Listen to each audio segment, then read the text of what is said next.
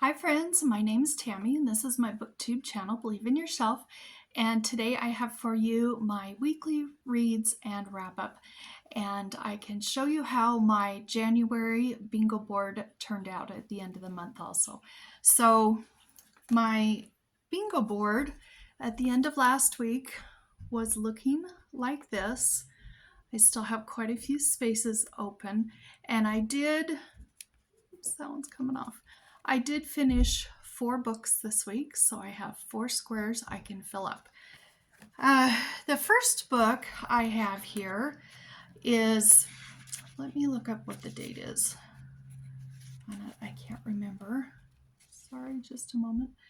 Okay, this is called The Hospital in Buwambo by Anne Vinton, and this is Harlequin number 407, and this was published in 1957. My husband got me this for Christmas and I was super excited about it, and this was a great book. I actually gave this 5 stars, and this was my third 5-star read of January, and I loved this book. This is so different than the newer Harlequins, even the ones that are still retro. This is really different. This starts out with this gal here. She likes this doctor at the hospital, and she is also a doctor. She's actually a surgeon, and she likes this doctor, and he has led her to believe that he's interested in her. And he kissed her one evening and everything the day that she found out, or the night before she found out she had become a surgeon officially. And then the day that she found out she became a surgeon, she found out he was engaged to somebody else. And so she wants to leave the area and she wants to get far away from him and move on. So she moves to Buwambo. It's a small Western African bush hospital. And this is the physician and surgeon at the hospital there, and he has asked for help. And she applied, and she did the interview process with somebody back in the United States. And she went out there, and he does not know it's going to be a woman. At first, he does not want her there, and he does have a nurse working there, and this nurse is quite jealous of her.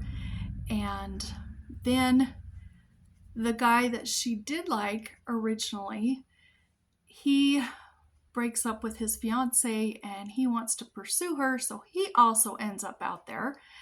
And also, as they were on the ship going to Africa, she met a brother and sister pair that are hunting in Africa, and the brother likes her, and he also quite falls in love with her. And there's also another doctor that she meets in Africa before she gets to Buwambo,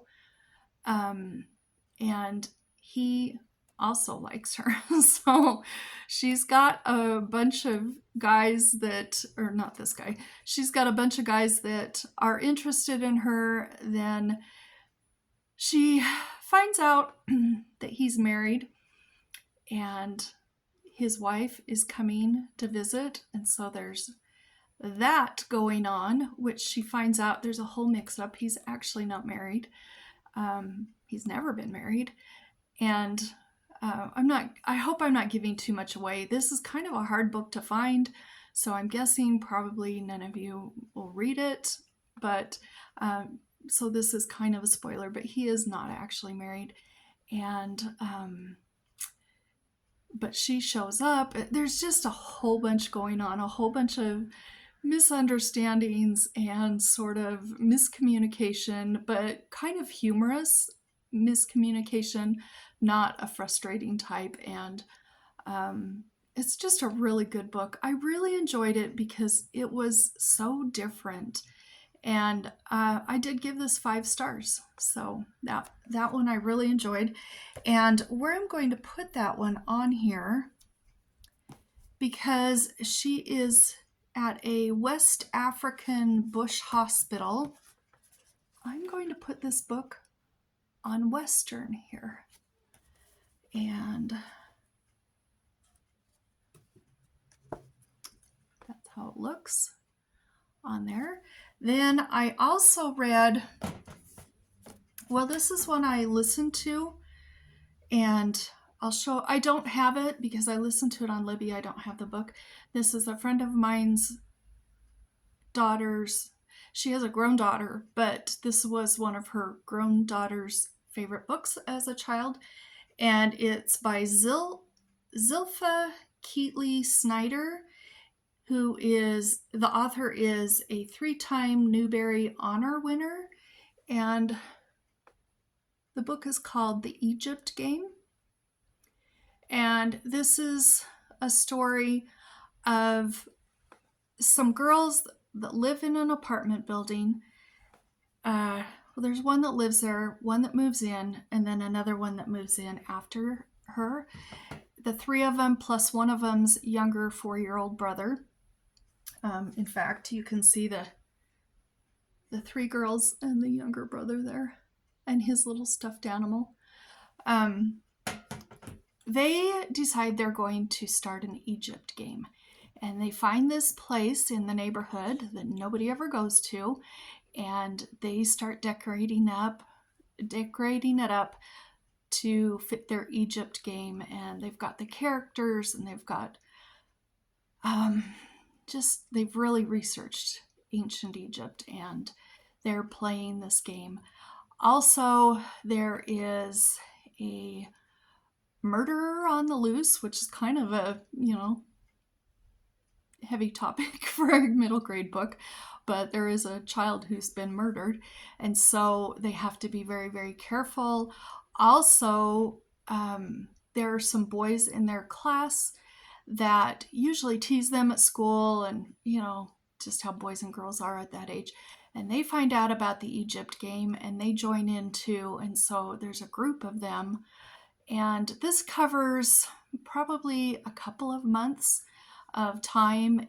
It goes over October. They dress up as Egyptian characters at Halloween, and there's some suspenseful things that happen, and it all turns out okay. It all turns out okay. So, of course, because it's a middle grade book, but it was pretty intense in a couple spots. I'm kind of a wuss, and I got a little not scared, but a little nervous for these kids, especially in one part. But I did really enjoy it, and I am going to put that. Okay. Oh, they kept this game a secret from everybody. And they even had a secret alphabet that they made, an secret Egyptian alphabet that they wrote notes to each other in school. And whenever anybody got caught with a note or the note was found, nobody could decipher it. So I am going to put this on right there for secret. I don't know if it's focusing, but that's where I'm going to put the Egypt game. So it's starting to fill up here. I also read, this is my 4th 5-star book that I read this month, and I borrowed this from my mom. This is the first book in the Rocky Ridge Years series, and it's by Roger Lee MacBride, and it's called Little House on Rocky Ridge. And he was the heir to Laura's and then Rose's estate and the books, and he inherited the rights and everything because he was very close to Rose. In fact, he called Rose his grandma or granny. I can't remember what he called her, but he was very close to this family and very close to Rose. So he continued the story on. This actually picks up right where the Little House books leaves off, and they move to Rocky Ridge, and Rose is a young child. So we have more of Laura and Almanzo, and we have Rose. And I'm going to tell you, I can't remember how old he was when he wrote this, but my mom and I were talking about it. I want to say he was like maybe 16-ish years old, maybe even younger. I don't remember. But he wrote this book, and you cannot tell his writing style from Laura Ingalls. So if you like the style of the Laura Ingalls books, it's almost like Laura just is continuing on with the story here. And I love this book. I really love this book. So I am going to I gave it a 5-star, but let me show you where I'm going to put it on my bingo board. I'm going to put it right there on friendship, because Rose, their family, the Wilder family, moves to Rocky Ridge, and as they're going, they travel with another family that has 2 boys. And these boys and Laura are friends. And then when they also get to Rocky Ridge, she makes friends with a little girl that lives on a farm nearby. I think her name was Alva or Alma. I think it was Alva. And so there's quite a bit of friendship in this book as well. So I've put that right there. And my little stickers are wanting to come off. Then the other book that I finished, this was also a Christmas gift from my husband. It's by Patti Bender, and it's called Happy Landings, Emily Loring's Life, Writing, and Wisdom. And this is a huge book. It's over 600 pages, and it is filled with quotes and photos. Let's see. Photos of her, photos of everybody that's involved. I hope I'm holding out where you can see them. Anyway, this is a really heavy book, so I'm going to set it down. But my husband got me that because I love Emily Loring's books. She started publishing, I believe it was in 1921 or 22, and she published 30 books of her own. And then she did have a few starts of some stories and a few ideas, and her sons wrote a few books as her, and then they hired someone to write a few books as her. There are 20 more books, but they're not written by Emily Loring, but she herself wrote 30 books. She did not start until her, I believe it was mid-50s when she started writing, and she wrote clear up until she passed away. And you guys, I love this book so much. I just love her. This here tells the story of her parents, her grandparents, and then her parents, and then about her when she's young and her brother and sister. And it follows her clear through her life as she met her husband, as she had her kids, as she had grandkids. She had a couple of very close friends, and this told the story of all of them together. And I just love this book. I think she was an amazing, amazing woman. And this has potential to be one of my favorite books of the year. So the author, Patti Bender, this took her over 20 years to do the research. And she's read each of her books, I think at least 20 or 25 times, if I remember right. And she researched, she met with the family that's still remaining. She went to all the places. She talked to the descendants of all of the characters. And she worked really hard on that. She did a really good job researching that book. So I'm going to put it on 20s because it took her over 20 years to research and write the book. And I'm just so happy that this book has been published. So that's where my bingo board ended for the month. I have a bingo here, a bingo here, and a bingo here. I think that's all. I think I just got 3 bingos.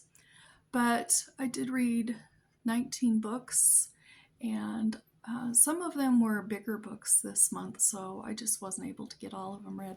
But that's okay, and this was a lot of fun. Now, I did get my new bingo board from Dagmoon yesterday. She makes the bingo boards for herself and for me and for her one of her grown daughters and her daughter's friend. And we all have the same prompts, but she makes each one different on the top. And this is my bingo board. Isn't that just so cute? I just think it's so cute. It's so fun. I'm always so excited to see what we're going to be doing. And she always puts the number on here. So we're on month 5 of doing these bingo boards. And I thought I would tell you what the prompts are. I haven't finished a book yesterday or today. Today's February 2nd, and this video will be going up tomorrow morning, Monday morning. But I haven't finished any books, but I am in the middle of quite a few books. But I'll tell you what the prompts are for the month. They are yellow, Iceland, animal I've never seen, waiting, a friend's favorite, desert, lake, cat, clown, Mexico, downer, recommended by A through D, prison, Eastern, recommended by I through M, New York Times, travel by car, nobody dies, sexist, ant, band, dessert, angry, and rain. So, and this one here had a much gentler trip from her house to my house in the mail than the January bingo card. So, but I just love it, and I love a brand new bingo card and brand new prompts and seeing how this fills up through the month. So thank you, Dagmoon, as always, for doing our fun little bingo cards. And next week, when I do my weekly reads and wrap up, you'll be able to see what spaces I've been able to fill up. So until then, I hope you have a great day, and I hope you have been reading some really wonderful books. We'll talk to you later. Bye-bye.